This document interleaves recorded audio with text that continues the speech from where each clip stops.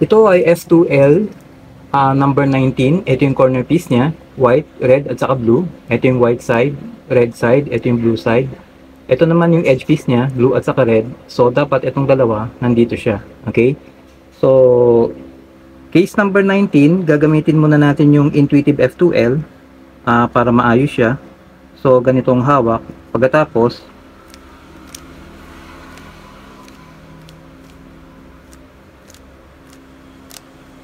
ayan na siya. F2L case number 19 pa rin. Ito yung corner piece niya.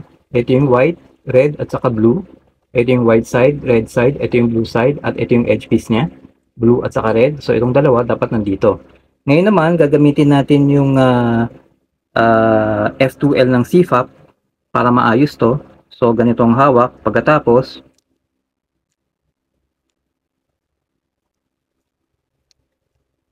yan na siya. Ito naman ay Advanced F2L 19.1. Ito kasi yung case number 19. Okay, ito yung corner piece, ito yung edge piece. Kaya lang, nasa ibang side siya. Okay, ito ay orange, ito ay blue, yung puti nasa ilalim. So, hindi to red. Okay, so ibang side. So, ngayon, dapat itong dalawa, dapat nandito siya. Kung saan nandun yung red at saka blue. Kasi red at saka blue siya. Red at saka blue. Okay? So, from front, ilalagay sa back. Okay? Dito. So, Advanced F2L siya. Number 19.1. So, para malipat siya, diretso na doon. Hawakin lang ng ganito. Pagkatapos,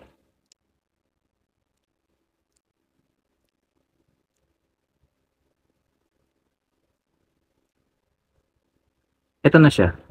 Okay? Ito naman, Advanced F2L, case number 19.2. Kasi galing siya sa case number 19, ito yung case number 19. Kaya lang, ito yung corner piece, ito yung edge piece. Kaya lang, imbis na nasa red at blue sides, nandito siya sa red at green. Dapat nasa red at blue siya kasi ito yung red at saka blue. Red at saka blue. So, dapat ito, nandito. Kaya lang, nandito siya. So, kailangan ilipat natin siya dito. Diretso na. Okay? So, para malipat siya doon diretso na, Advanced F2L, case number 19.2. So, ganito ang hawak. Pagkatapos,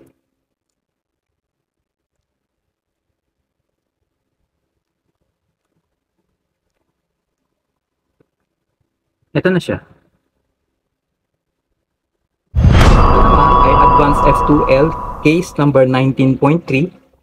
Ito siya, ito yung corner piece, ito yung edge piece, white, red at saka blue. Ito yung red at saka blue. So, kaya case number 19.3 kasi ito ay galing sa case number 19. Okay, ito yun. Ganito yung itsura ng case number 19. Kaya lang, nasa ibang sides siya. Nasa orange at saka nasa green sides. Okay? Dapat nasa red at saka blue. Dapat nandito siya. Kasi red at saka blue siya. Okay? Red at saka blue. Yung white sa ilalim yan. Okay? So, pa-diagonal naman. Pa-diagonal. Okay? So, para mailipat tong corner piece at saka edge piece ng sabay dito. Okay? So, diretso na, Advanced F2L, case number 19.3. So, ganito ang hawak natin. Pagkatapos,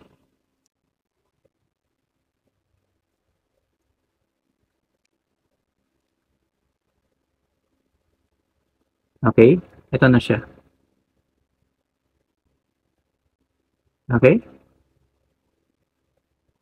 Watch out for the complete tutorial of Advanced F2L. So, huwag kalimutang mag-subscribe.